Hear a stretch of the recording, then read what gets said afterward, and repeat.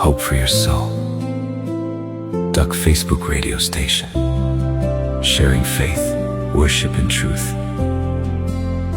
You are tuned in to Duck Facebook radio station.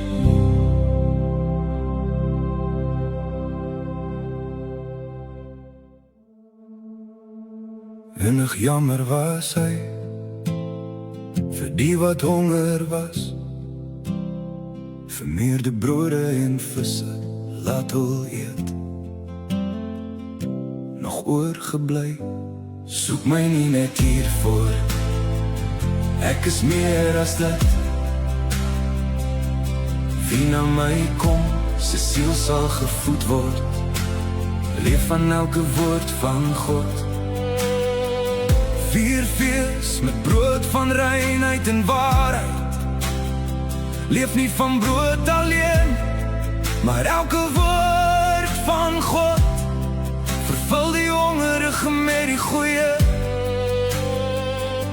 soek my nie net hiervoor, ek is meer as dit. Wie na my kom, sy siel sal gevoed word, leef van elke woord van God.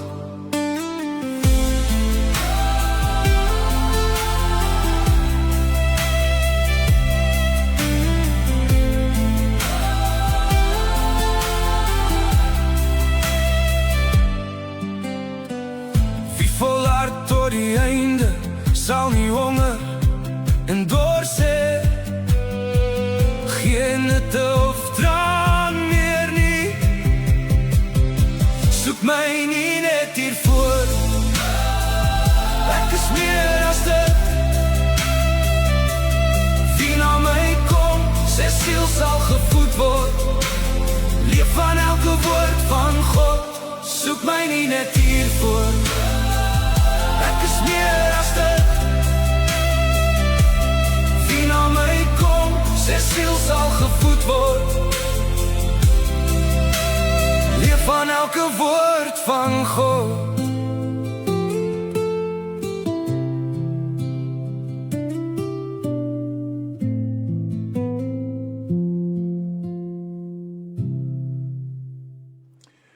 Goeiemôre en hartlik welkom by ons Sondag-uitsending saam met my Stanley Karen Gesiggie. En ons het 'n spesiale gas vandag, wat saam met Gesiggie gaan kuier, en Tannie Karen. Wow, ek kan nie wag om hom vir julle te reveal nie. Hy sal vanoggend vroeg het al die volumes hard gehad en het al vir ons saam gesing. So ja, lekker surprise vir julle. So asseblief klein span, ons gaan eers by julle draai maak. So bly ingeskakel, dan kan julle sien wie dit is. Dan gaan ons sy favourite liedjie ook vir julle speel. En ook natuurlik het ons van gister af die Pieters woning hierso.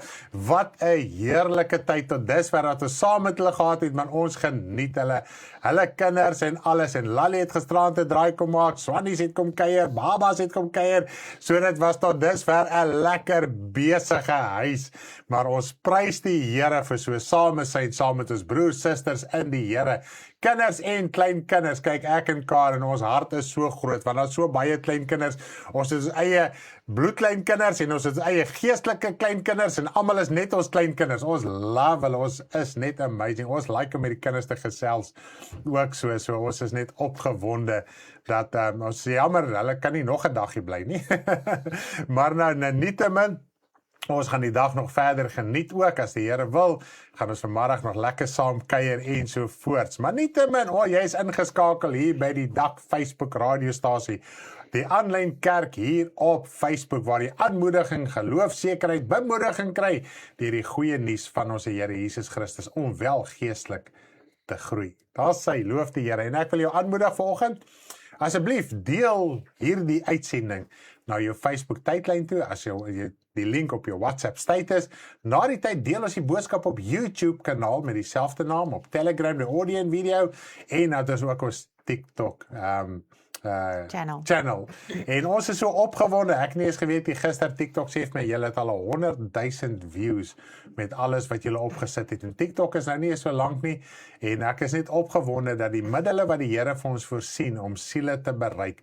As ons kyk op die musiek net op YouTube, ek dink is seker al 16,000 mense wat geluister het na die YouTube musiek ensovoorts, so die evangelie gaan in woord uit, dit gaan uit sang uit, getuienisse met die kinderbediening, en natuurlik is daar al iets in die pipeline, Quanet het so saadjie geplant rondom jeug, en natuurlik Quanet, jou versoek het nie ongehoord verbygegaan nie, die saadjie is besig om te groei, en ons glo die Here, as hy ons gaan help, gaan ons ook, een van die dae, die gaan daar 'n jeugbediening ook die lig sien. Maar ons hou julle op hoogte, ons praat met julle, sodat ook die Here ons daarmee kan help. Asseblief bid vir ons, bid vir my en my vrou en almal wat betrokke is by die dinge. Baie dankie vir julle idees, vir julle insette. Ons waardeer dit ongelooflik baie, maar julle gebede is so nodig, sodat elke saak ook in die Here kan geskied. Dat almal die woord van waarheid kan hoor. Nou ja, voordat ek aangaan, en klein span, julle moet asseblief nader sit. Julle is eerst aan die beurt, Stanley gaan net gou heel eerst oopmaak met gebed, en begin met gebed. Dan net ons het nagmaal ook, en ons gaan vanoggend, as dit die wil van die Here is, eerst die nagmaal bedien na die kinderbediening, en afhangende hoe die Here lei, dit het al gebeur, dat ek sê, ons begin met die nagmaal, en eindig ons met die nagmaal, so ons gaan maar soos wat die Here ons lei wel vanoggend. Kom ons bid lekker saam. Hemelse Vader, ons loof U en ons prys U heilige naam. Baie dankie vir die groot genade, U liefde, U barmhartigheid en U heerlikheid.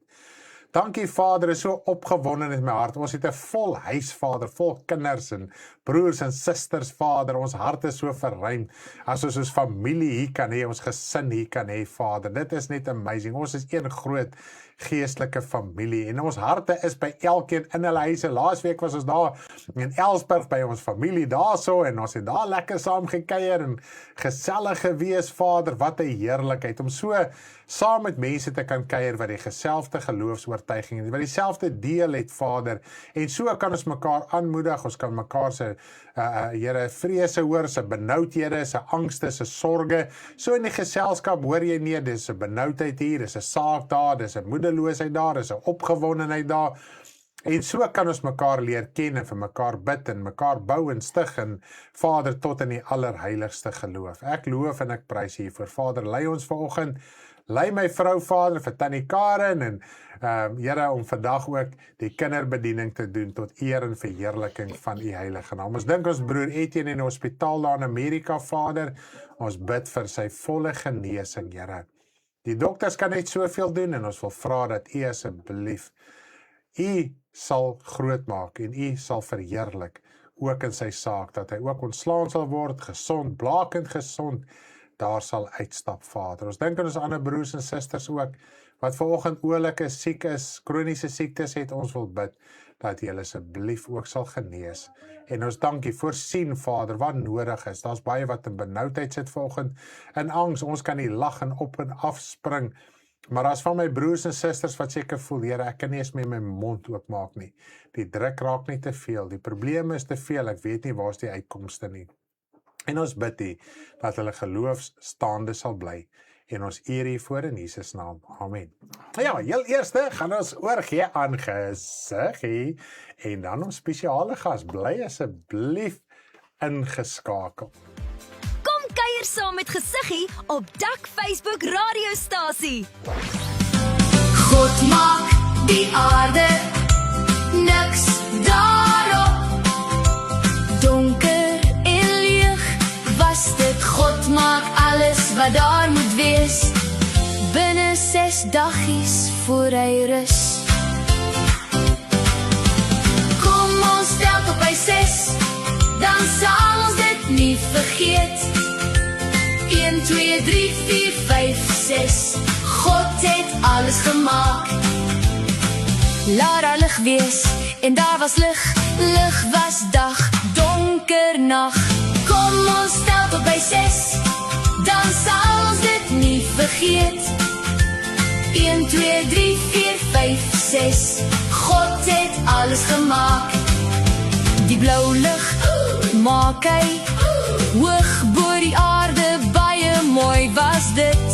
Hy maak die see en land, grasies en plantjies, wat moes groei uit die grond.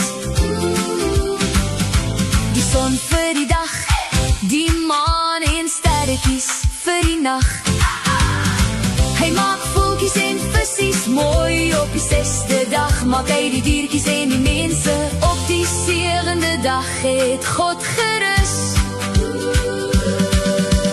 Kom ons tel tot by 6, dan sal ons dit nie vergeet. 1, 2, 3, 4, 5, 6. God het alles gemaak.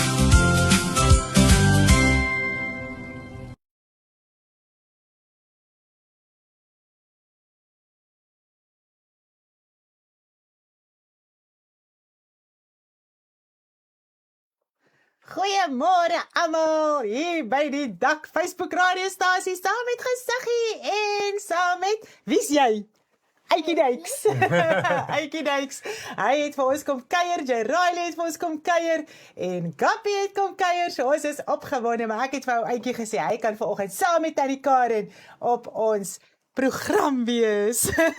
Eitjie sing so lekker uit sy hart uit saam met almal. Nou baie dankie maatjies dat julle kom saam kyk na die Gesiggie program weer op 'n Sondagoggend hier saam met ons en maatjies. Vandag leer ons van Josef. Het julle al gehoor van Josef maatjies? Nou Jakob was Josef se pappa en Josef het 11 boeties gehad. Maar sy pappa was die liefste vir hom. Hy was die witbroodjie. Het julle al gehoor van 'n witbroodjie, maatjies? Nou sy pappa het sommer gewys dat hy hom liewer het as al sy boeties. Maar wag, maatjies, Gesiggie moet vir ons hierdie storie vertel. Kyk lekker saam met ons.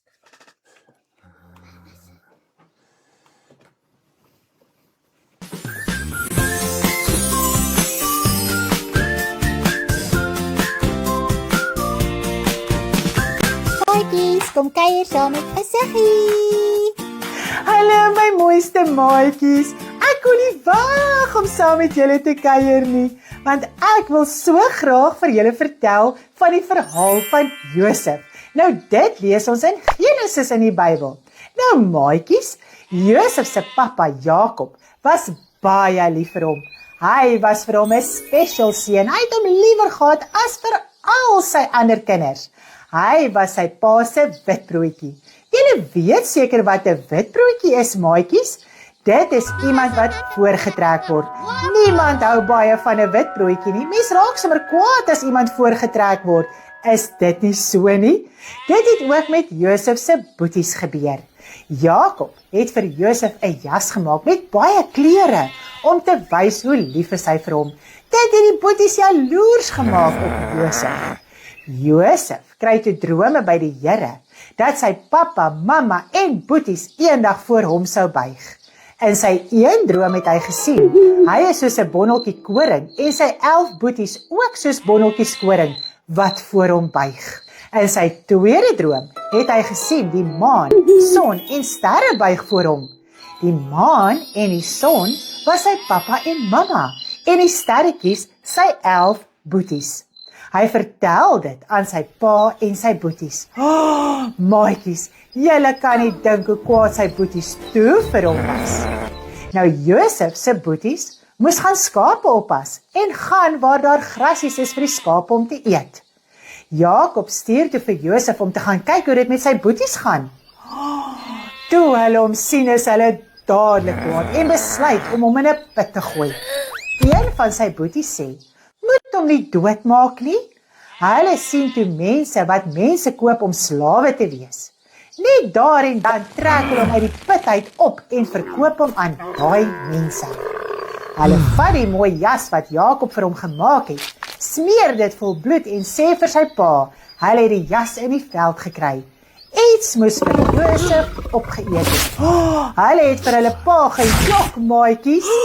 Josef beland in Egipte. Nadat baie dinge gebeur het die koning van Egipte ook drome gehad. Josef het vir hom vertel wat die drome beteken. Die koning se eerste droom was dat daar 7 vet koeie was wat lekker grasies geëet het. Toe kom daar 7 maarkoeie wat nie goed gelyk het nie en eet die 7 vet koeie op. Hy droom toe weer dat daar 7 vet koringare was en 7 lelike maar koringare. Die 7 maar are eet toe die 7 vet koringare op. Wat die drome beteken, maatjies, is dat daar 7 jare gaan wees waar daar baie reën en kossies gaan wees. En dan kom daar 7 jare dat daar niks reën en kossies gaan wees nie. Mens noem dit hongersnood. Die kossies van die 7 jare wat baie gaan wees, moet opgegaar word vir die 7 jare wat daar niks kossies gaan wees nie.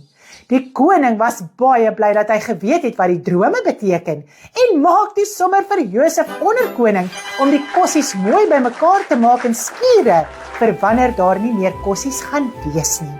Toe sy pa en broers nie meer kossies gehad het nie, maatjies, het hulle na Josef toe gekom en voor hom neergebuig om kossies te kry. Toe word die drome waar wat hy gehad het. Sy pa was baie bly dat hy nog geleef het en sy boeties jammer oor wat hulle met hom gedoen het en vir hom jammer gesê. Maatjies, was dit nou nie 'n baie mooi verhaal van Josef nie? Ons het so baie geleer vandag. Nou kom ons sing 'n liedjie oor Josef en julle moet lekker saam met my sing. La la la la la la la la la. Josef was sy pa se seun, liefde in sy hart. Maak 'n spesiale jas vir hom met baie kleure. Rooi, geel, groen, blou en nog daarby. Sy boeties was kwaai vir hom en gooi hom in die put. Verkoop hom as 'n slaaf, sê vir sy pa hy is dood. Sy pa kon dit nie glo, het hom nie laat troos.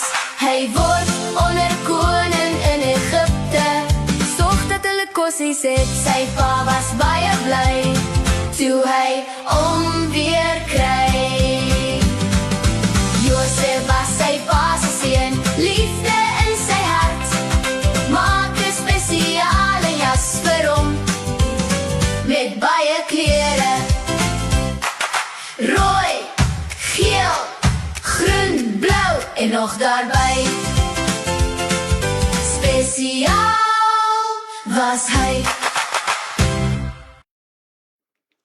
Wow, maatjies, het julle hierdie movie geniet van Josef? Dis so awesome. En ek is bly julle het dit saam met ons geniet en gekyk. Hoe was Josef die witbroodjie? Maar ek is so bly alles het uitgewerk. Want maatjies, dis nie mooi om so kwaad te bly vir mekaar nie. Is dit nie so nie? Ons moet vergewe en ons moet altyd net die Here lief hê en almal lief hê wat ons sien.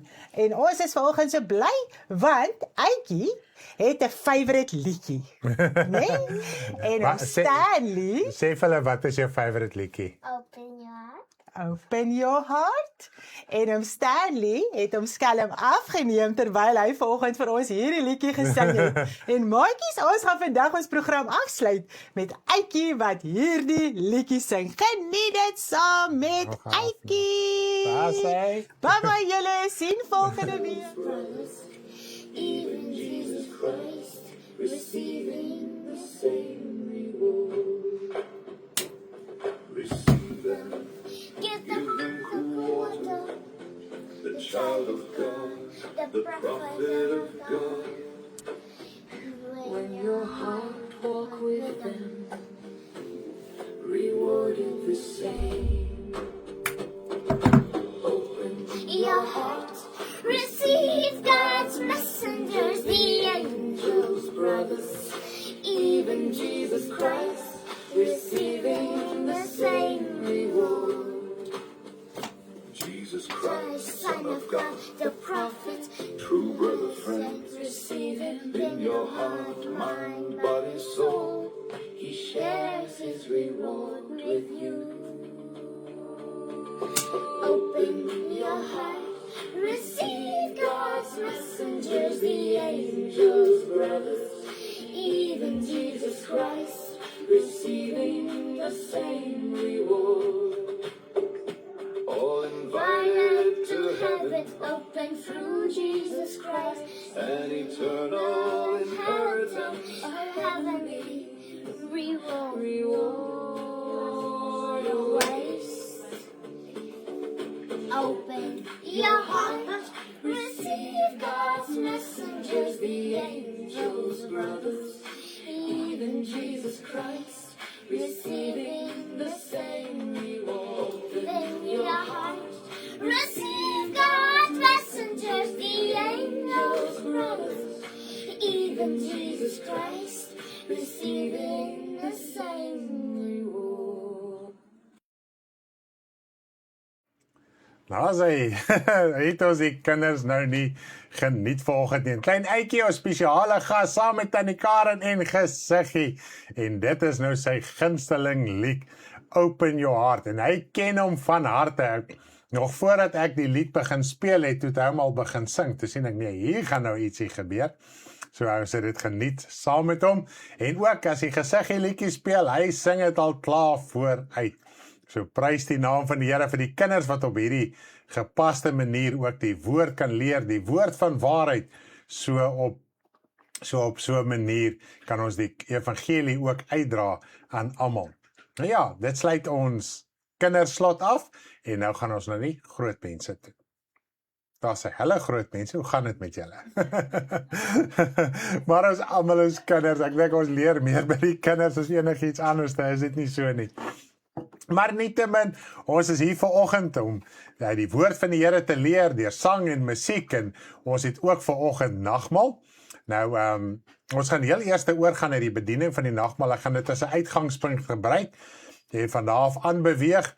En ons het wel 'n vraag gehad wat Quenet vir ons gestuur het. Nou, ons het al hierdie saak in die verlede gehad, maar ek besef, so nou en dan bly dit 'n kwessie, en baie keer as mense by die bediening aansluit, of hulle vra en so aan, is dit nodig om sekere dinge net weer te benadruk, en ook, wanneer 'n mens dit weer behandel, dan het dit in ons almal se hart gegroei, en dit kom met meer duidelikheid en meer sekerheid oor.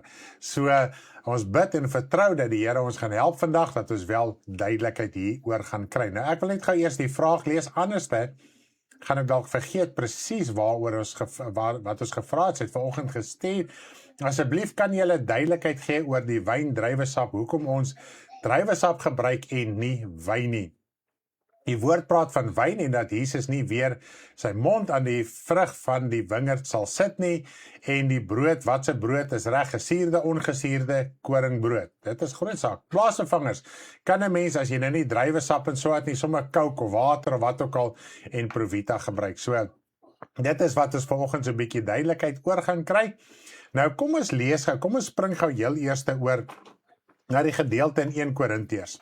En ons gesels gou so 'n bietjie daaroor. Dit is eintlik maar 'n samevatting, 'n opvatting van die hele gebruik van die nagmaal. Soos die Here Jesus dit ingestel het Paulus het net vir ons alles so 'n bietjie in 'n netetop, so kompak oorgedra, sodat ons wel iets kan verstaan. Nou kom ons lees gou hierso in 1 Korintiërs 11, is die welbekende gedeelte oor die nagmaal. En kom ons lees daar, ek gaan vanaf vers 17 af lees, sodat ons bietjie konteks gaan bou. Terwyl ons nou so 'n bietjie praat oor hierdie elemente, kom ons lees die konteks van hierdie gedeelte ook, sodat ons ook ietsie kan verstaan rondom die nagmaal.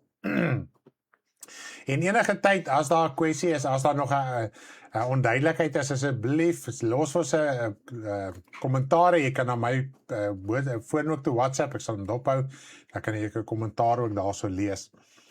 Dit is 1 Korintiërs 11 vanaf vers 17, ek gaan so deurlees, eintlik maar reg deur amper tot 31, ek gaan so deur in tyd bespreek, en so lekker net hier deur gaan saam met julle.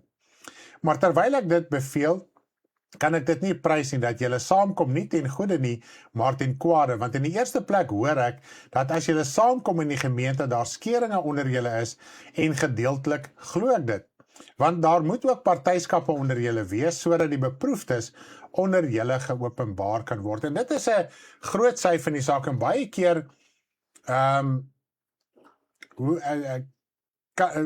maak ons baie keer, wil ons stil staan by sekere dinge wat onder gelowiges gebeur.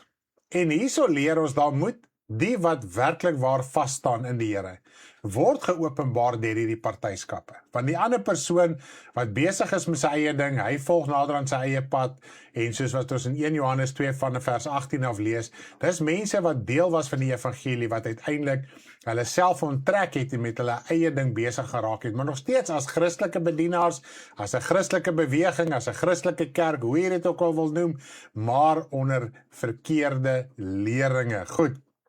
So, partyskappe veroorsaak, en baie keer probeer ons mekaar so, kan maar amper sê as ek die spreekwoord mag gebruik, heuning om die mond smeer, om sekere dinge nie te opper nie, maar tog, as daar konflikte is, as daar issues is, dan word dit geopenbaar, wie is werklik waar by die Here, en wie is daar net vir sekere voordele, en wat eintlik die geringste rede soek, om nie meer deel te wees van die Christelike geloof nie. Goed, ek wil nie te veel daarop uitgaan nie, ek dink jy kry die prentjie. As julle dus saamkom, dan wil ek nie sê dat julle nie die nagmaal van die Here eet nie. Want as julle eet, gebruik elkeen eers sy eie ete, en die een het honger, en die ander een het dronk. So, okay, so nommer 1, in die Bybelse tyd, met hierdie, het hulle, heel eers die kwessie van die wyn aangespreek. So, dit beteken, hulle het wyn gebruik. So, jy kan nie dronk word van druiwesap nie, jy word dronk van wyn, is dit nie so nie. Nou, ons moet verstaan in die tydvak, waarin al hierdie dinge geskied het, en dit is uiters belangrik. Want anders te voel het nie, jy kan jy 'n bottel wyn gaan koop, en jy kan net lekker nagmaal gebruik as 'n rede, om eintlik jou soapie in te kry. Goed, so nommer 1, mens moet altyd eers jou hart openbaar maak. En ook as kind van die Here, ons lees ook op een plek, waar Paulus vir Timoteus sê, gebruik 'n bietjie wyn, vir die herhaalde ongesteldhede in jou maag. Nou kom ek, bring jy gou 'n prentjie daarso. Ja, gaan ek hierdie twee in mekaar koppel. Nou, ons weet, in die antieke wêreld was daar nie watersuiwering, soos wat ons dit vandag het nie. Goed. So, hulle het uit stroompies uitgedrink, uit bergwater, uit natuurlike water. Met die hoop die water is reg, uit fonteine, uit putte wat hulle gegrou het, waar die geval mag wees. En partykeer is die water van so 'n aard, dat dit brak is, en dit veroorsaak ongesteldhede, of daar's iets in daai dorp of omgewing se water wat jou wel siek maak. Nou, wat hulle gedoen het, hulle het fisiese wyn gevat, want ons weet as wyn gis, dit vorm alkohol, en die alkohol maak bakterieë en kieme en so aan dood. So dit is waarom Paulus dit vir Timoteus gesê het, want kom ek tree net gou sy 1 tree terug. Die Christene van daai tyd, die bekeerlinge, ons moet onthou, Timoteus het dit streng onder Paulus se bediening geestelik groot geword.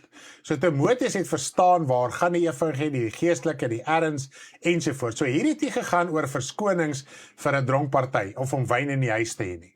Okay? Die Christene was so bedag daarop om nie weer dronk te word van wyn nie. Soos Timoteus byvoorbeeld, dat hy glad nie meer eers wyn of druiwesap naby hom wou gebring het nie. Vir die vrees dat as hy nou 'n slukkie te veel vat, dan gaan hy nou dronk raak, hy gaan besope raak. So daai was wyn wat hy in die water gegooi het om die water te suiwer. Dit was die gebruik daarvan, nie om 'n glasie rooiwyn te skink en om lekker uit te drink en nou het hy 'n lekker geselligheid saam met sy vriende nie. Goed, so dit is, ons met alles in konteks met heiligheid verstaan, want God is heilig. Nou, nommer 2 is, in die Ou Testament leer ons, weet jou wat in jou naaste drank bedien. So kom ons gaan gou vinnig en ons verwys na Jesus wat water in wyn verander het. Sou daai wyn wel alkoholiese wyn gewees het? Beteken dit, Jesus het die mense in 'n posisie gesit om dronk te word. Hy sê, wee jou wat in jou naaste drank bedien. Met ander woorde, sou dit dronk word wyn gewees het. Kom ons begin met alkohol in. Sou hy die woord van God oortree het en mense in 'n posisie gesit het, want die woord leer vir ons, deur dronkery, deur wyn en alles, kom al hierdie lelike natuur en geaardhede en tipe van dinge na vore. Goed. Ons lees baie daarvan in Spreuke en Prediker, lees ons baie van die waarskuwing teen dronk word. Goed, so met die gevolg is, dat die wyn wat Jesus gemaak het, en hier moet ons verstaan, die nuwe wyn was ook verwys na wyn. Nou wat was nuwe wyn? Dit was druiwesap. Nou ons weet, jy gaan pluk 'n druif, dit is die basiese proses, die most basic proses. Die druif word uitgepers, en dan weet ons, hy gaan natuurlik deur aftappinge prosesse om al die suiwerhede uit te kry. Nou die eerste van daardie druiwe is natuurlik druiwesap. Niks alkohol in nie. Nou, ons moet ook verstaan, daai jare was daar nie yskaste en vrieskaste en al hierdie tipe van goeders nie. So wyn, die druiwesap, het gou ferment, het gou begin gis. Natuurlik afhangende hoe oud is die wyn, sou daar meer 'n groter alkoholiese inhoud gewees het. Maar in druiwesap is daar geen alkoholiese inhoud wat jou wel kan dronk maak nie. So die Here Jesus het die water in druiwesap, in wyn, dit was die gebruikelike woord, wyn omdat dit druiwesap is, het hy dit wel so verander. So hy het hulle nie, en omdat baie mense sê, die woord sê ja, maar die man het gesê, hoor jy sit eers die goeie wyn en later die slegte wyn, maar hierdie keer het jy dit anders gedoen. Dan verwys mense sê, die goeie wyn beteken goeie, gegiste, langdurige wyn. Goeie wyn is smaakvolle wyn. Dit is al. So jy kry druiwesap wat lekker was, en druiwesap wat nie lekker was nie. So dit is alwaar, dit is lekker druiwesap of nie lekker druiwesap nie. Net in daai tyd, op daardie stadium, is daar 'n moontlikheid, en ons weet in die Bybelse tyd, daar was nie 'n wet gewees teen dronk word in die sin van jy gaan hel toe as jy te veel gedrink het, want almal het in anyway verlore gegaan, almal was in anyway hel toe, totdat Jesus hulle natuurlik uitgelei het. So met die gevolg is, dat die druiwesap wat Jesus gemaak het, die wyn wat Jesus gemaak het, was doeteenvoudig druiwesap, dit was nuwe wyn. So dit is wat ons moet verstaan rondom dit. Nou dit is ook die vrug van die druiwestok. So enigiets, die vrug self, die druiwe self is die vrug van die wynstok. Die druiwesap is die vrug van die wynstok. En dan ook later, as hy gegis het, bly dit nog steeds die vrug van die druiwestok. So dit sê nie vir ons, dit gaan oor wyn wat jou dronk maak, waar daar alkohol in is nie. En dit is waarom ons wyn gebruik, druiwesap gebruik, om ons uit die posisie uit te hou en uit die gevaar uit te hou, om dronk te word, om besope te raak. Goed. En ook die groot sy van die saak is, as kind van die Here, dink ek, en ek wil jy moet mooi vir my luister, as kind van die Here, jy het 'n vorige lewe gehad. Jou vorige lewe was 'n lewe van, dalk was jy 'n partytjie mens wat baie dronk geraak het, baie mense onthaal het, jy het self na gesellighede toe gegaan, baars toe gegaan, waar jy ook al jouself gedrink het, of by die huis baie gedrink het, baie het maar by die huis gebly en baie gedrink. Nou is jy 'n kind van die Here, daai was deel van jou vorige lewe. Goed? So, en in dit moet ons die vorige lewe los. Hoekom wil jy jouself, en dis wat die woord sê, vermy die sonde, vermy hierdie dinge.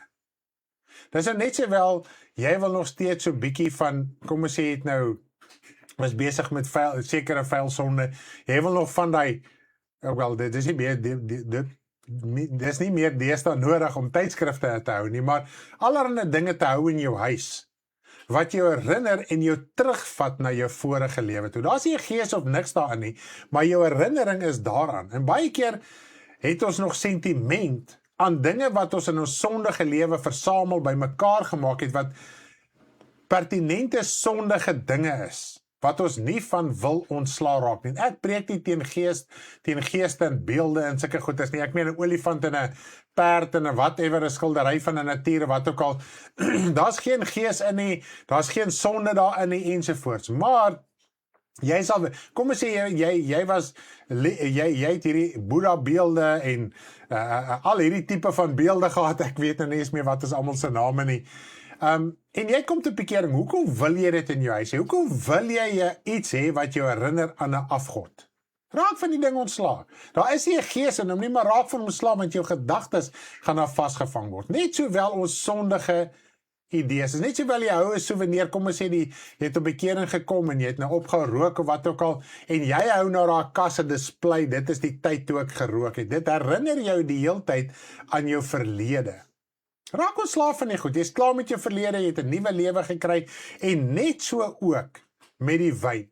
Nou, wanneer 'n mens begin verskonings aanbied en sê, ja, ek gebruik my bottel wyn en ek sal hom hier so hou, ek sal nie hoor wat julle vir my sê nie, ek worry nie wat julle vir my sê nie, ek sal my wyn gebruik. Is dit maar nog 'n opstand en 'n rebellie in die mens, wat jy nie ten volle die verlede wil los nie. Goed, so dit is nommer 1. Ek dink daai punt kan vir ons duidelik wees. As jy dalk nog enige vrae het, asseblief vra vir my en laat weet my of dit duidelik genoeg is rondom dit. So ek dink die hele saak van Jesus wat water en wyn verander het, dit was druiwesap en nommer 1, mense preek dit so, asof Jesus aarde toe gekom het, net om water en wyn te verander om by elke trou en bruiloft te wees. Dit was glad nie Jesus se doel nie.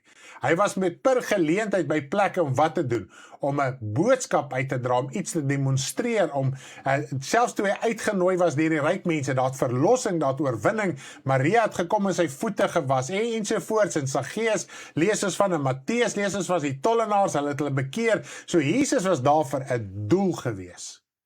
Goed, so Jesus het nie aarde toe gekom om water en wyn te verander en ons 'n verskoning gee om dronk te word om elke partytjie by te woon nie. Goed, want nou gebruik ons die genade as 'n dekmantel om die vlees bly te bevredig. Goed, dit is nou nommer 1.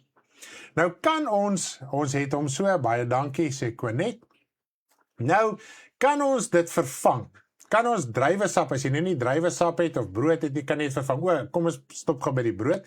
Brood gaan oor die beginsel van die graan. Nou enige broodproduk wat uit graan gemaak is, dit sluit nou jou Provitas in, crackerbread, dit kan breinbrood wees, dit kan witbrood wees, dit kan gesuurde brood wees, dit kan ongesuurde brood wees.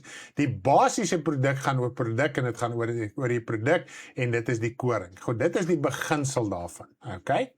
So dit is, of dit nou witbrood is, of wat ook al volgraan, dit maak nie saak nie. Dit gaan oor die koring, want dit is brood. Goed.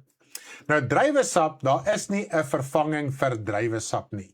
Want die druiwesap simboliseer en herinner ons aan die waarheid van, want wat druiwesap ook simboliseer is bloed, is lewe. So as jy Coke gebruik, dit is nie die oorspronklike lewe wat ons herinner aan die lewe wat die Here Jesus Christus kom gee het nie. Nou verwys die Here Jesus ook van die vrug van die druiwestok. Ons het al 'n baie mooi bediening hieroor gegee, maar wat baie insiggewend en interessant is, dat die oomblik as jy tot bekering kom, wandel jy in 'n nuwe lewe, jy het 'n nuwe bloed. So daar's nuwe sap, en daar's ook, die Bybel praat ook van die lewenssap, life sap. Nou dit is 'n verwysing na, as jy die druiwesap so kyk, dis 'n verwysing daarna. So die verbintenis van wyn, bloed, lewe, lewenssap, dit wat jou lewe is, dit is simboliek van wyn. Goed. So nou, wanneer jy tot bekering kom, wanneer jy jou lewe vir die Here gee, dan is dit die nuwe wyn wat uit jou uitborrel. En dit is wat die woord sê. Wanneer jy jou lewe vir die Here gee, dan het Jesus is in die heerlikheid van God, en daar's ook profetiese woord in die Ou Testament, hoe Jesus se verlustiging is met die kinders van die mense. So wanneer jy tot bekering kom, dan drink die Here Jesus van jou nuwe lewe in die geestelike, jy sien dit, dan nie dit simbolies, drink beteken, jy het gemeenskap met mekaar, jy deel met mekaar, jy geniet mekaar, jy het 'n verhouding met mekaar. Goed? Want as jy die druiwesap drink, dit raak deel van jou bloedstroom, van jou hele liggaam, en dis wat dit simboliseer. So as jy tot bekering kom, maak dit saak of dit wit of rooi druiwesap is. Nee, dit maak glad nie saak of dit wit of rooi is, want dit is die vrug van die druiwestok. So dit is die belangrikste. Dit gaan oor die vrug van die druiwestok. So dit maak nie van saak van wit of rooi nie. Ek dink simbolies gebruik ons almal rooi om te dink aan bloed, maar as ons ook dink aan lewe, maak dit ook nie saak of dit nou rooi of wit druiwesap is nie. So nou in die Here, as jy die nuwe mens is, dan is die Here Jesus se verlustiging in jou nuwe lewe, dan drink hy saam met jou van jou nuwe lewe. Is dit nie amazing nie? En jy drink van sy lewe, en so het julle gemeenskap, en dit is wat die Here Jesus gesê het. Julle moet een word, soos ek en die Vader een is, met mekaar en met ons, en ons met julle. So daar's 'n hele gemeenskap, drink van mekaar, geniet van mekaar. Gemeenskap met mekaar, sodat hy eenheid kan deurvloei. Is dit nie amazing om daaraan te dink nie? En ek meen, as 'n mens dit kan besef, dan besef jy, Here, ek moet my lewe rein hou, want die Here Jesus Christus wil van my nuwe lewe geniet. En as 'n mens moet williglik deel raak weer van die wêreld, wat bied jy vir die Here Jesus Christus aan? Jy moet jou lewe uitgiet, jy moet hierdie ou lewe uitstort, onthou net, jou ou lewe is ook bloed, dis die ou bloed. Dan het jy die nuwe bloed, die bloed van Jesus Christus. En ons moet hierdie ou bloed laat gaan. Paulus sê op een plek, ek word uitgegiet, ek word uitgegooi soos 'n drankoffer. Hierdie ou lewe het hy laat gaan, en ook die Here het omstandighede en mense om hom gebruik, sodat hy kan verstaan, hy moet hierdie ou lewe laat gaan. Hierdie sterk mens, hierdie eie ek, hierdie ego in hom. Want hy het groot geword as 'n persoon geestelik met ego, met trots, want hy het uitgestyg, toe hy nog 'n Jood was voor sy bekering, bo sy mense rondom hom. So hy was 'n ywerige man geweest. En ons weet die Jode, hoe ywerig jy was, jy het op ander getrap, jy het gedink jy is beter as ander. En toe hy tot bekering kom, moes daai geaardheid, hy gesindheid, hy geleerdheid wat hy gehad het, moes hy verloon het. So sy lewe was uitgegiet, uitgetap, hierdie ou bloed moes gegaan het, sodat die nuwe lewe van Christus in jou kan plaasvind. Nou as 'n mens kan verstaan dat jy is soos 'n beker, die Here Jesus sê, maak die binnekant van die beker en die skottel skoon. Wat kom in 'n beker? Druiwesap, vloeistof. En wat kom in 'n skottel? Gewoonlik eet iets, brood ensovoorts. Nou in konteks van die nagmaal. Nou het jy die nuwe lewe, jy het die nuwe bloed. Nou vermeng ons dit so, dan wil ons, Jesus moet tevrede wees, omdat net ons aanbid deur Jesus na die Vader, soos ons die Vader aanbid, dat ons gemeenskap ook met die Here Jesus Christus en ook met die Vader. Nie net met Jesus of net die Vader nie, ons het gemeenskap met beide, maar omdat ons deur Jesus Christus gaan, het ons ook gemeenskap met hom, en daarom praat ek nou so met u. So wat bied ons hom aan? Wat is in ons beker? Wat is in ons beker? Gemengde wyn. Die Bybel praat in die Ou Testament van hierdie gemengde wyn. Vervalste wyn. Skynheilige wyn. Voorgee wyn. Hulle tot wyn afgewater. Nou verkoop hulle het om meer geld te maak. Dit het in die Ou Testament gebeur. So wat bied ons aan? Bied ons 'n gesuiwerde lewe aan, hierdie nuwe wyn, of bied ons nog verskonings aan? En as jy dink die Here Jesus moet van jou drink, dan verander dit die prentjie. En hy moet van jou eet, jy eet van hom, hy is die brood van die lewe, en jy moet vrug oplewer. En wanneer jy eet van mekaar, het jy ook gemeenskap met mekaar. Die woord leer vir ons, as jy saamkom, daar is al baie wat hulle kom saam met oorvol oorspel en ongeregtigheid. Nou praat ons van moedswilligheid. En hulle smil saam met julle. Hulle skaam hulle en hulle bloos hulle. Nou praat ek uit 'n paar skrifgedeeltes uit.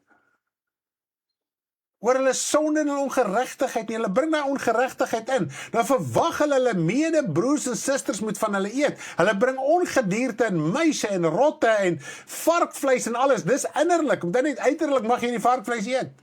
Jy mag enigiets eet. Ek weet nie of ek net 'n rot en goed sal eet nie. Ek dink jy so, ek is ook nie slang en daai dinge eet nie. Maar daar's niks fout as jy dit alles wat jy eet nie. Dit veronreinig nie jou siel nie. Jy moet net verby die grill kom as jy dit kan wil doen. Ek dink jy gaan dit kan wil doen nie. Maar nie te my, mens mag nooit sê, nooit nie, né? Ek het al krokodil geëet sonder om te weet ek eet krokodil, net so by the way. Ek het baie snaakse dinge in my jong mens lewe geëet, nou ja, partykeer tot my bittere spyt. Maar die goed is horrible. En soos afval en daai dinge. Maar nie te my, ek gaan nou nie op baie gesprek ingaan nie, maar wat gee ons vir mekaar geestelik?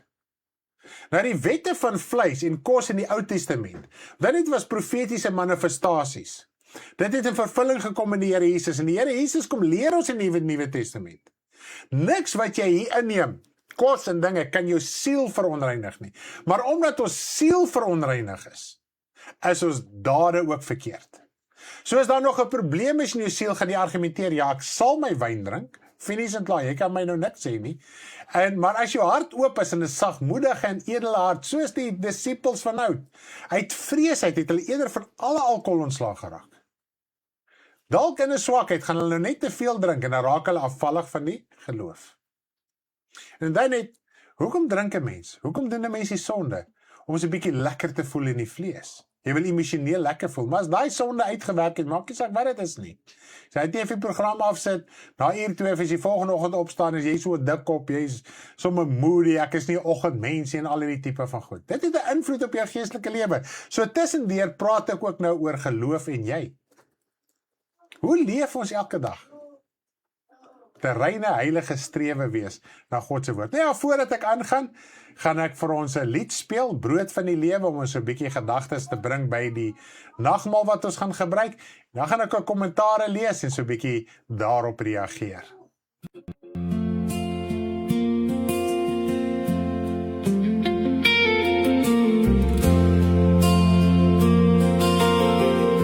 Ek is die lewende brood uit die hemel neergedaal. Eet hierdie brood en jy sal lewe.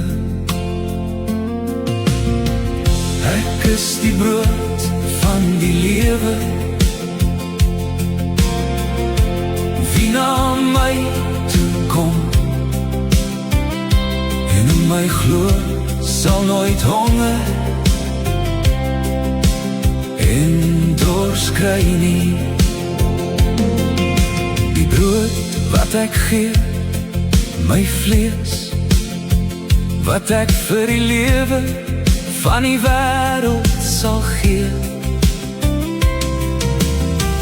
Ek is die brood van die lewe.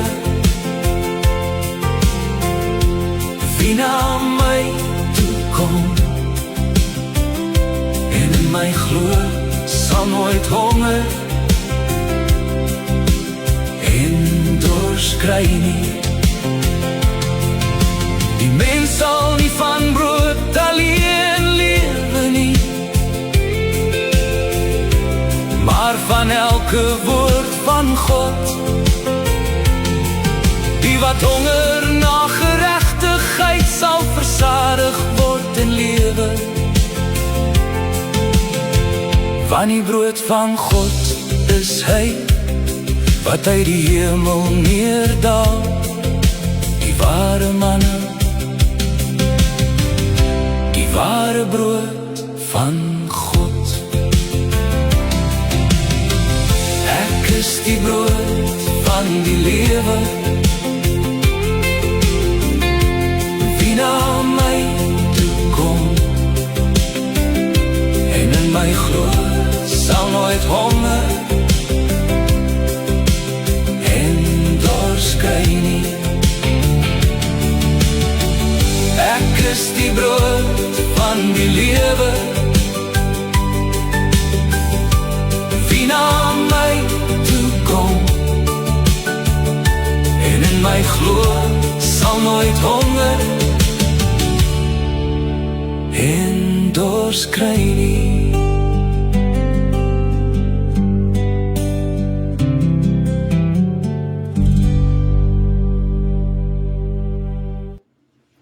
Prys die Here vir die mooi herinnering aan die woord. So is Eitjie, hy sê vir almal hallo. Hy is so opgewonde, die huis is lewendig vanoggend. Nou ja, ek gaan net so 'n bietjie deur kommentare gaan. Ek gaan net so 'n bietjie terug. Hy sê vir my, is mooi verduidelik, jy het hom so, jy verstaan dit so, mooi verduidelik aan almal.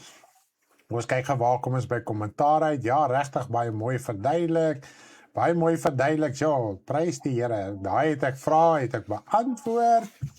Sure, sê die Pieterswoning, Kwanet Shaw en almal. Kom ons gaan 'n bietjie deur, Ons loer so 'n bietjie deur. Ons is ons familie, ons kuier eers lekker saam. Enige tyd wat ek op my foon mag wees as ek in 'n geselskap is. Paula sê op 'n kommentaar, elke nagmaal is vir my soos 'n nuwe dag, weer probeer herinnering van genade, heiligheid, wat daarmee saam moet wees. Ja, die groot ding is die nagmaal is 'n herinnering aan die uitvloeisel van jou lewe en die begeerte om wel in daai lewe te wil wandel, né? Kom ons hoor wat sê Kitty. Prys die Here, nou verstaan ek hoe Jesus saam met ons die wyn gaan drink. Wow, dit is mooi. Dankie daarvoor. Sandra sê wow, nou verstaan ek daai gedeelte van Paulus ook. Karen, my liefie, wow, my liefie, hart wil uitklim. Dankie vir die mooi verduideliking. Jolene, this is opgewonde to understand it so well today with each explanation. I learned something new. That's amazing. Daar is dit handjies, en ag al, prys die Here. Kom ons lees gou. Ons moet eerder keer dat dit by ons ore, ons moet eerder keer wat by ons ore ingaan as by ons mond, sê Paulus. Dit is nogal 'n mooi opmerking. Dit is so by ons mond en by ons oë. Ons moet eerder daar verkeer, né? Is dit nie so nie? Is mooi verduidelik, verstaan baie mooi. Dankie Stanley. Wat 'n inspirasie vir ons om aan te hou liedjies skryf. Hulle sing in volle bors, hulle gaan te keer. Kyk, hierdie huis is soos 'n byenes, maak so That's amazing. So moenie worry dat die kinders hier plan jou uitjie holie op en af en hy skryf, hulle gaan aan 'n gap het al kom inloer en Riley was ook al vanoggend hierso gewees en hy het ook hierso sy merkies gelos all over. So dit is net amazing. Ag, ons geniet die kinders vreeslik baie. Dit is ons eie kindertjies ook. So mamas en papas, is nie net julle kindertjies, sorry vir julle hoor. Maar nietemin, kom ons gaan praat verder oor die nagmaal. En kom ons lees verder in die skrif rondom die nagmaal. Ons het nou die lied geluister dat Jesus is die brood van die lewe. Soos die woord ons leer, ons verstaan dit eintlik so en ons moet van hom eet en van hom drink. Kom ons gaan voort. Waar was ons gewees? Okay, ons was by vers 21 laas, né? Kom ons lees vanaf vers 22 af. Het julle dan geen huis om in te eet en te drink, of verag julle die gemeente van God en maak julle die beskaamd wat nie het nie? Wat sal ek vir julle sê? Sal ek julle prys? Hierin prys ek julle nie. En ek wil dit net dalk net op die stadium noem. Ek dink dit sê vir ons nogal baie rondom die hoeveelheid druiwesap wat jy kan drink en die hoeveelheid broodjie wat jy kan eet. Dit kan net 'n stukkie wees, maar dan net dit simbolies. Dit is 'n simboliese gebaar. Dit word ook 'n sakrament genoem, maar 'n sakrament is net al wat die woord sakrament beteken. Dis 'n uiterlike gebaar van jou geloofsvertuiging en jou lewe wat in jou is. So jy kan nie nagmaal gebruik met die doel dat die nagmaal, die druiwesap en die brood iets in jou siel verlossing gaan bewerkstellig sodat jy in 'n nuwe lewe kan wandel. Ons gaan nou verder lees wat is die doel van die nagmaal. So dis wat 'n sakrament is. Jy moet klaar in daai lewe wandel. En al wat jy doen, jy getuig. Dit is eintlik die woord wat ek elke keer soek. Jy getuig aan ander en almal rondom jou en aan die hemelse wesens en almal. Jy getuig van dit wat jy glo en waarin jy leef sonder woorde. Okay. So jy kan dit nie reverse omdoen nie. Nou kom ons lees verder. Hoe dikwels en alles, ons gaan al hierdie dinge mooi behandel vanoggend. Want ek het van die Here ontvang, wat ek ook aan julle oorgelewer het, dat die Here Jesus in die nag waar hy verraai is, brood geneem het. Nou ons lees dit in die evangelies, veral Matteus 26 ensovoorts, maar ek gaan net hierso byhou, dat ons net by een skrif vandag hou. Hy verraai is brood geneem het. En nadat hy gedank het, het hy dit gebreek en gesê, neem eet, dit is my liggaam, wat vir julle gebreek word, doen dit tot my gedagtenis. En dit is my net eintlik mooi. Toe Paulus mos nou tot bekering gekom het, was hy in afsondering, die Here het hom in afsondering gelei. En wat vir my mooi is, dit wat hy van die Here ontvang het, is presies dit wat gebeur het. En later op 'n stadium, toe Paulus by die disippels aansluit, en hy het op 'n stadium by Johannes en Petrus ensovoorts, gaan seker maak dat die evangelie wat hy verkondig, is die evangelie reg. Kon hulle seker hierdie sake aan hom bevestig het, sodat kon geweet het, okay, dit wat ek ontvang het, by die Here is die regte saak. So hier kan ons sien is dieselfde gees. Dieselfde gees wat in Jesus was, dieselfde gees wat in die apostels was, is dieselfde gees wat in Paulus was, want dit wat hy hier skryf, is glad nie teenstrydig met dit wat ons in die evangelies lees nie. Goed, net so by the way. En nadat hy gedank het, het hy dit gebreek en gesê, neem eet, dit is my liggaam, wat vir julle gebreek word, doen dit tot my gedagtenis. En dit is net in die evangelies word dit opgeskryf, dis die vir die Nuwe Testament, dis nie vir die Ou Testament nie, né? Net so ook die beker na die ete met die woorde, hierdie beker is die Nuwe Testament in my bloed, doen dit so dikwels, as julle daaruit drink tot my gedagtenis, en in die evangelies praat hy van die doel van die bloed van Jesus, is tot vergifnis van sondes in die Nuwe Testament. Kan nie in die Ou Testament lewe en verwag die bloed van Jesus met jou reinig in die Ou Testament nie. Jy moet die Nuwe Testament aanneem, jy moet die bloed, die lewe van Christus aanneem, jy moet erken, hy het gesterf en opgestaan uit die dode, jy moet erken, hy gaan eendag kom in die hemele, jy moet erken, hy is die seun van God, middelaar, hy het sy offer, sy lewe gegee, ensovoorts. Dan word jy deel van sy lewe. En nie dit om het te erken met jou mond nie. Die woord sê ons moet in sy voetstappe volg. Wat beteken sy voetstappe? En wat beteken dit om van hom te eet en van hom te drink? Dis een en dieselfde ding. As jy van iets eet of drink, jy raak deel daarvan. So toe die Here Jesus gesê het, ons moet eet en drink van hom, het hy gesê, ons moet deel word van sy lydingslewe, want die woord leer vir ons. As ons nie saam met hom ly nie, sal ons nie saam met hom verheerlik word nie.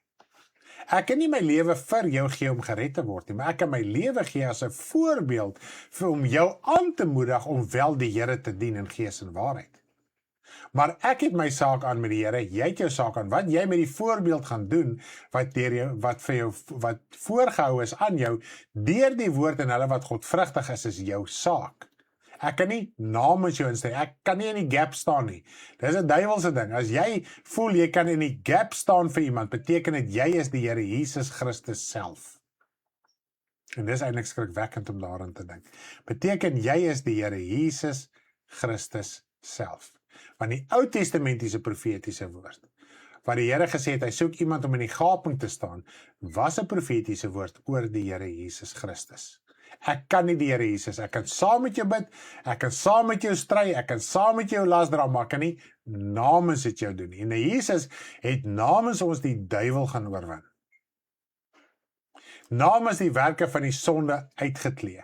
Nou dat ons in hom glo, genadiglik word ons losgemaak daarvan om daarin te bly wandel. Want as jy los is van iets, gaan jy nie meer daarin wandel nie.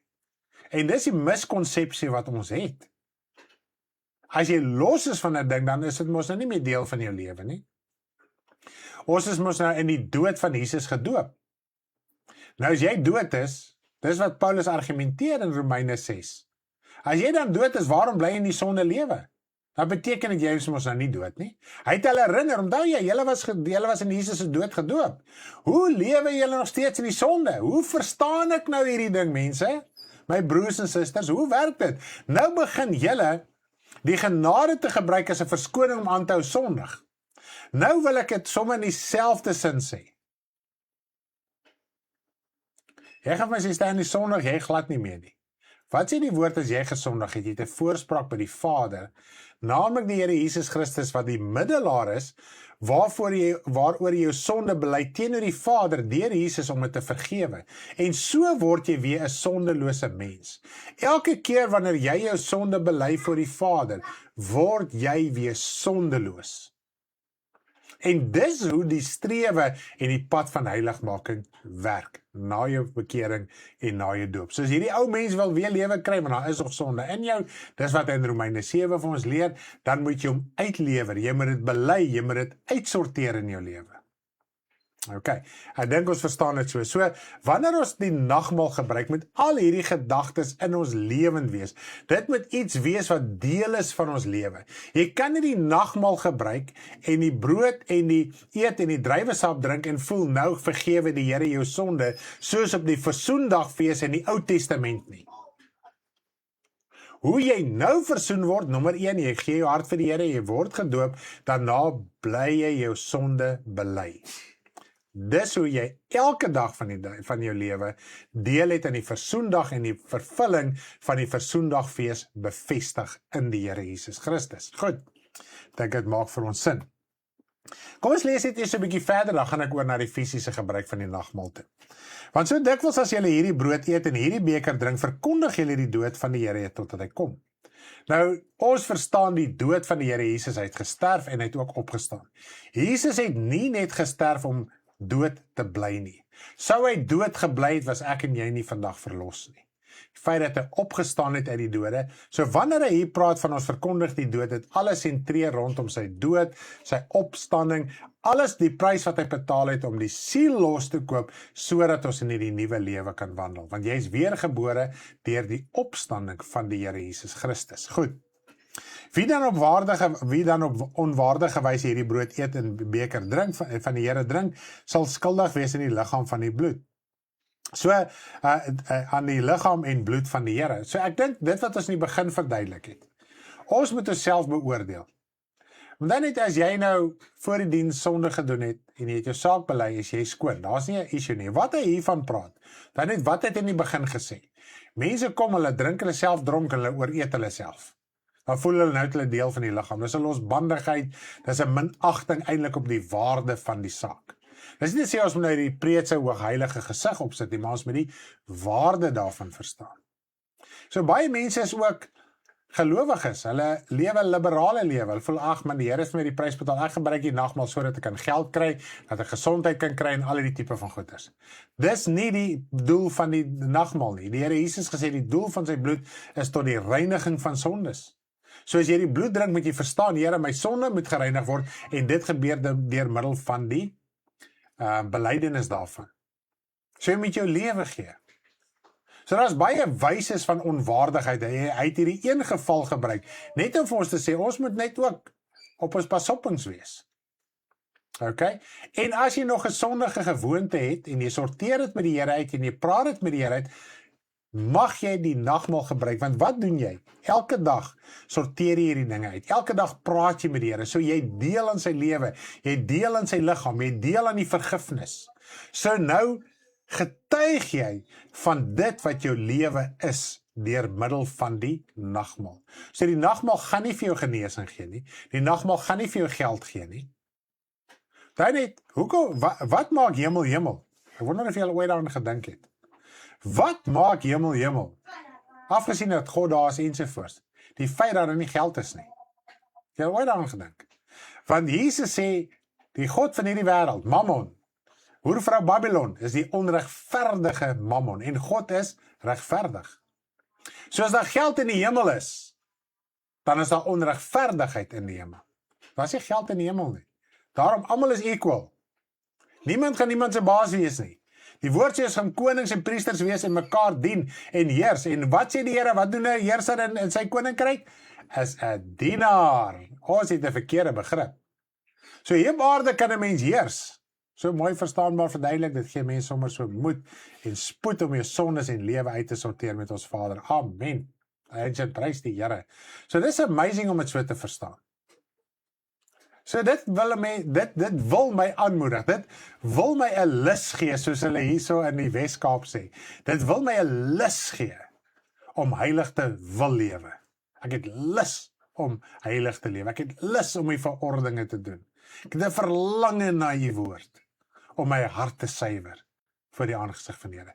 So haal geld uit die prentjie uit, en dat daar is gelykheid. Dis een saak. Okay, net so 'n bietjie ietsie interessant. Kom ons lees aan, maar die mens moet homself beproef en so van die brood eet en van die beker drink. Want wie op onwaardige wyse eet en drink, eet en drink 'n oordeel oor homself, terwyl hy die liggaam van die Here nie onderskei nie. Daarom is daar onder julle baie wat swak en sieklik is en 'n aantal het ontslaap, want as ons onsself beoordeel het, sou julle nie geoordeel word nie. Maar as ons geoordeel word, word ons deur die Here getuigtig, sodat ons nie saam met die wêreld veroordeel mag word nie. Wow, so die groot ding is, die Here help ons. As jy voel jy word getuigtig oor 'n saak, die Here help jou, sodat jy nie die ewige verderf kan ingaan nie. As jy daai tuigtiging kan aanneem, hoe neem jy dit aan? Jy bekeer jou, herken, jy sorteer jou lewe uit, sodat daai redding vir jou siel en reiniging wel kan plaasvind. Kom ons lees eens 'n bietjie verder. Daarom my broeders, as julle saamkom om te eet, wag vir mekaar. En as iemand honger het, laat hom by die huis eet, sodat julle nie tot 'n oordeel kom nie. Die ander sake reël ek wanneer ek by julle kom. So hier is 'n baie mooi prentjie van die nagmaal, hoe om dit te gebruik en op watter manier om dit te gebruik. Ons wag vir mekaar, ons kom in vrede met mekaar, ons kom sorteer dinge uit. En voor die Here getuig ons wanneer ons die nagmaal gebruik. As ek my nagmaal gebruik en my broeder en my suster sien my, omdat nie die hemelse wese sien jou, God sien jou, die engele sien jou, Satan en sy demone sien jou, hulle weet waar jy mee besig is. Bring jy 'n valse getuienis of 'n ware getuienis? En weer eens wil ek dit net noem, as jy 'n swakheid het, as jy 'n probleem het, ons noem dit nou maar swakhede, maar partykeer raak swakhede ook menswillighede, maar nietemin, jy weet wat is jou saak voor die Here, jy weet, jy stap die pad, jy wil, jy daar ywer, gebruik die nagmaal, want jou lewe andersins, jy daai strewe, jy eet van die woord, jy drink van Jesus, jy bely, omdat net jy jou sonde bely, dan reinig die bloed van Jesus jou van jou sonde. En die woord, wanneer die woord eet, reinig jou liggaam. Met ander woorde, wat is hy reiniging? Dit reinig jou van jou ou lewe, jou ou oortuigings, jou ou idees, jou ou karakter, op 'n daaglikse basis. Maar wanneer jy sonde bely, dan reinig die bloed van Jesus jou van jou sonde, om dit weg te was. Dis hoekom beide so belangrik is, want hoe meer jy gemeenskap het met die woord, in gebed, in lees, in bediening, wat die geval ook al mag wees, reinig dit jou, dit skei jou, dit maak jou skoon van jou ou lewe, sodat jy geestelik kan groei, en begin vrug opdra, 10%, 20, 30, 40, 50%, waarom met erns begin vrug oplewer, in jou geestelike lewe. Ag, ek sien julle so opgewonde, en julle verstaan daarom wat ek sê. Partykeer as ek so praat, dan wonder ek, verstaan julle mooi, maar ek sien almal verstaan baie mooi. Daar sê, prys die naam van die Here van die leerskare. Kom ons gaan oor na die bediening van die nagmaal. As jy jou brood en jou druiwesap het, dan kan jy dit nader skuif. Ons gebruik vanoggend, ek en my vrou het Provita gehad, dit word ook van koring gemaak, dit is ook 'n vorm van 'n brood, dit is net natuurlik 'n harde brood. Geld voed nooit die siel nie, hoe meer jy dit gebruik vir jou, meer wil jy dit hê. Dit is presies net so Werner, dit reg daar opgesom. So ek bring dit nader, ons moet nou, die fees waarvan hy praat, die ete, was hierdie feesmaal wat Jesus saam met sy disippels gehad het. En hy sê, ons moet fees vier met brode van reinheid en waarheid, van die brood van reinheid en waarheid. En wie is dit? Jesus Christus. En dit, ons moet ook ons hart kom reinig. En wat die Pasga in die Ou Testament gesimboliseer het, hulle moes van die suurdeeg ontslaa raak, hulle moes van die sonde en ongeregtigheid ontslaa raak, sodat die bloed jou hart kan reinig, want die feit dat hulle die bloed met die hyssopbossie aangesmeer het, hyssop beteken ontsondiging, reiniging van sonde, so hulle hartshuise was gereinig van sonde deur die bloed van die lam. Dis wat hulle gemanifesteer en gesimboliseer het. Dit het glad nie beteken beskerming van aardse middele te midde van die sonde in jou huis nie. Omdat in daardie tyd moes hulle alles uiterlik gemanifesteer het, sodat ons die geestelike realiteit daar kan verstaan en daarin kan wandel deur die Here Jesus Christus, die lam wat vir ons geslag is sonder gebrek. Hy is die brood van rein en waarheid, die ongesuurde brood. Dit is die brood sonder sonde en dit moet ons strewe ook in ons lewe wees. Nou, hulle het hierdie ete gehad en na die ete is dit asof amper alles tot stilstand kom en hy kommunikeer met hulle dit wat ek en jy vandag gaan manifesteer. Nou, ons noem die nagmaal omdat Jesus in die aand die ete saam met sy disippels geniet het. Dis hoekom dit die nagmaal genoem word. Engels praat hulle van the Lord's Supper of the Holy Communion. Communion is hierdie heilige gemeenskap met mekaar. Of the Lord's Supper, die Here Jesus wat hierdie ete saam met sy disippels geniet het. Nou is nog 'n ander moeilike woord, ek kan hom nou nie uitspreek nie, maar nietemin dit is min of meer die begrippe as jy al ooit daarvan gehoor het. Nou voordat ons oorgaan na die bediening van die nagmaal, gaan ek net vir ons eers bid. En dan gaan ons die broodjie eet en dan gaan ons van die druiwesap drink. Vader, weer eens wil ons vir die baie dankie sê vir die geleentheid dat ons weer eens getuienis kan gee van ons geloof voor U, voor die engele, voor die Seun Jesus Christus, voor die hemelse wesens. Vader, voor mekaar kan ons getuig van ons lewe en ons wil 'n ware getuienis lewer vanoggend. Vader, vandag verstaan ons nog meer waar gaan U nagmaal, waar gaan die bediening van die nagmaal as ons saamkom, Vader. Hulle het ook met tye liefdesmaal genoem. In die Bybelse tyd het hulle saamgekom en hulle het gedink aan Jesus wat gesterf het en hy wat opgestaan het uit die dode, opgevaar het in die hemel, wat eendag gaan kom om hierdie wêreld en sy sonde en ongeregtigheid te oordeel. Maar ek dank U, Vader, ons kan vandag deel hê in die opstandingslewe van U Seun Jesus Christus. Hy kan van ons drink, ons kan van hom drink, ons kan van mekaar eet, ons kan gemeenskap hê met mekaar, ons kan van mekaar eet en uitdeel. Dit wat in ons hart is vanoggend, Vader. En ons wil U net loof en prys vir Here hierdie verlossingsplan, hierdie verlossingsrealiteit in ons lewe, dat Jesus die sleutels van die dood en die doderyk het. Dis die sleutels van vergifnis wat U gesê het vir Petrus, hierdie sleutels, jy het hierdie sleutel. Later het hy gesê, julle almal het hierdie sleutel. Vader, Johannes die Doper het dit kom verkondig, die vergifnis van sonde. Vergifnis van sonde maak ons los, maak ons vry. Vandag wil ons dit verkondig, ons wil U dood ook verkondig, saam met dit. Ons wil erken, U het gesterf, opgestaan uit die dode, opgevaar in die hemel. Deur U is daar verlossing, deur U is daar redding, deur U is daar vrymaking van die siel. En ek dank U vir Vader in Jesus naam. Amen. Tot nagedagtenis van die Here Jesus Christus, wat sy liggaam gegee het, sy lewe kom gee het, dan het dit nie gaan oor sy fisiese liggaam, het gaan oor sy hele lewe. Hy het nie toegegee aan die sonde nie. Kom ons eet simbolies van die brood van reinheid en waarheid. Ons getuig, ons het deel aan hierdie brood. Jy kan 'n stukkie neem en dan dit eet.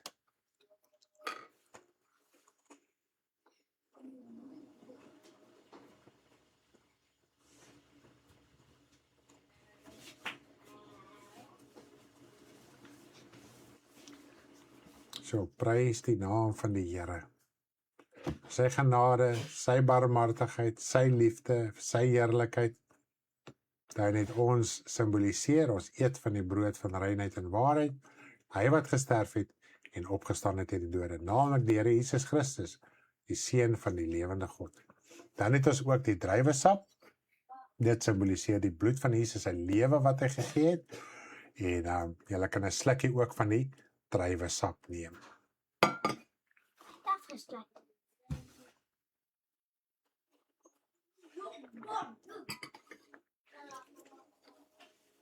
Loof die naam van die Here. As u nog besig is om die nagmaal te gebruik, ek gaan vir ons 'n liedjie speel oor die bloed van Jesus Christus, dan gaan ons voortgaan na die bediening, na die lied. Has never lost its power. The new covenant blood, grace, forgiveness of sin, no more guilt, set free, no more shame. Jesus' blood, powerful, full and true, never rejected, we embrace, love and cherish, making us new. You can be cleansed, made whole, repent, confess sins. You are set free, living in the light. Jesus' blood, powerful and true, never rejected, we embrace, love and cherish, making us new. He is the Lamb who gave his life, accept and confess him, washed by the blood, now redeemed. Jesus' blood, powerful and true, never rejected, we embrace, love and cherish, making us new. Holy is he, mediator, redeemer, Son of God, the Lamb. His blood, his life sets free. Jesus' blood, powerful and true, never rejected, we embrace, love and cherish, making us new. His blood cleanses the heart and soul, pure, holy, perfect, restored to the Father by his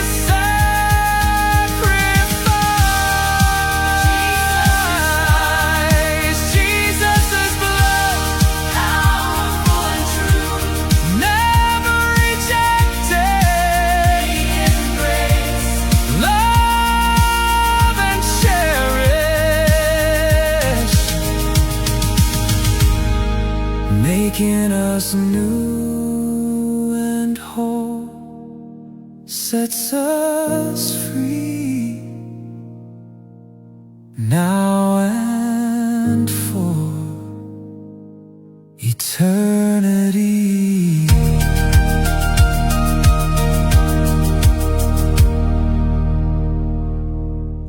Daar sê wat 'n mooi herinnering aan die bloed van die Here Jesus Christus. En Eitjie wil net ook vir julle Kobai sê. Bye. Baie almal, love julle. Lief vir julle. Lief julle. Bye. Ek gaan hierso afsluit vanoggend en ons gaan afsluit met Eitjie se gunsteling liedjie, maar nie waar hy sê nie, net die liedjie. Julle met julle Sondag geniet. Mag die Here julle ryklik seën. Môreoggend het ons oggend Bybel lees, né? Sê weer? Ja, so môreoggend Bybel lees 5:30. Lief vir julle, lekker dagie verder.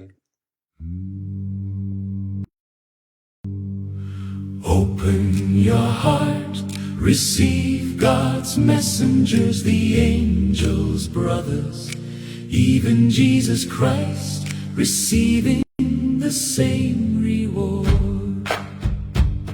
Receive them, give them cool water, the child of God, the prophet of God. When your heart walk with them, rewarded the same. Open your heart, receive God's messengers, the angels, brothers, even Jesus Christ, receiving the same reward. Jesus Christ, Son of God, The prophet, true brother, friend, receive him. in your heart, mind, body, soul. He shares his reward with you. Open your heart, receive God's messengers, the angels, brothers, even Jesus Christ, receiving the same reward. All invited to heaven, Open through Jesus Christ, an eternal inheritance. a heavenly reward awaits. Open your heart, receive God's messengers, the angels, brothers, even Jesus Christ, receiving the same reward. Open your heart, receive God's messengers, the angels, brothers, even Jesus Christ, receiving the same reward.